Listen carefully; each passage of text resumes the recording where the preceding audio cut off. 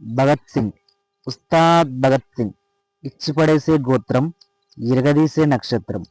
Cinema చూశాక నా experience ఏంటంటే, అసలు సినిమా ఇలా స్టార్ట్ అవుద్ది, అలా ఎండ్ అవుద్ది. అక్కడక్కడ కొన్ని డైలాగ్స్ తప్ప మూవీ ఏమాత్రం నచ్చలేదు బ్రో. పవన్ సార్ మూవీ అనగానే హై ఎక్స్పెక్టేషన్స్ ఉంటాయి. ఇప్పుడు తను డిప్యూటీ సీఎం కాబట్టి ఇంకా ఎక్కువ ఎక్స్పెక్టేషన్స్ ఉంటాయి. ఆ ఎక్స్పెక్టేషన్స్ తగ్గట్టుగా మూవీ లేదు. సినిమాని మొత్తం ఆయనే నడిపించారు. వన్ మ్యాన్ షో అని చెప్పొచ్చు. దేవిశ్రీ గారు, పవన్ గారు, హరీష్ శంకర్ గారు, వీరి ముగ్గురి కాంబోలో వచ్చిన గబ్బర్ సింగ్ ఎంత పెద్ద హిట్టో అందరికీ తెలుసు. సేమ్ అదే రిపీట్గా వచ్చిన ఉస్తాద్ మాత్రం డీలా అయిపోయింది. కథ విషయానికి వస్తే, ఒక పోలీస్ ఆఫీసర్ ఏం చేస్తాడు దాన్ని మాత్రమే కథలో చూపించారు. అదే దేశభక్తి, చెడుని సహించకపోవడం, సమాజం కోసం కష్టపడడం, తన వాళ్ళని కాపాడుకోవడం, అదే రొటీన్ స్టోరీ.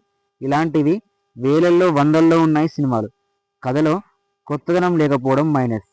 పవన్ సార్ది అసలు తప్పు కాదు, హరీష్ సార్ది మాత్రమే. హరీష్ శంకర్ గారి సినిమాల్లో ఒక సుబ్రహ్మణ్యం ఫర్ సేల్ తప్పితే, మరియు గబ్బర్ సింగ్ తప్పితే చాలా సినిమాలు కథలు అంతంత మాత్రమే అనిపిస్తాయి. అదే కోవలోకి ఈ సినిమా చేరిపోయింది. సో ఫ్రెండ్స్, ఈ మూవీ కనుక మీరు చూసినట్టయితే ఎలా ఉందో కామెంట్ చేయండి. ఒకవేళ చూడకపోతే గో వాచ్ ఆన్ థియేటర్స్. ఈ వీడియో కనుక మీకు నచ్చినట్టయితే ఒక లైక్, షేర్, సబ్స్క్రైబ్ చేయండి. Thank you for watching.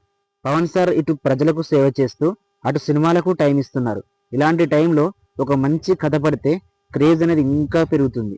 అప్పుడు జనాలకి ఇంకా దగ్గర అవుతారు, మరియు నెక్స్ట్ ఏపీ సీఎం అవుతారు. అయ్యే ఛాన్స్ కూడా ఉంది. రావాలి. Best of luck Pawan sir.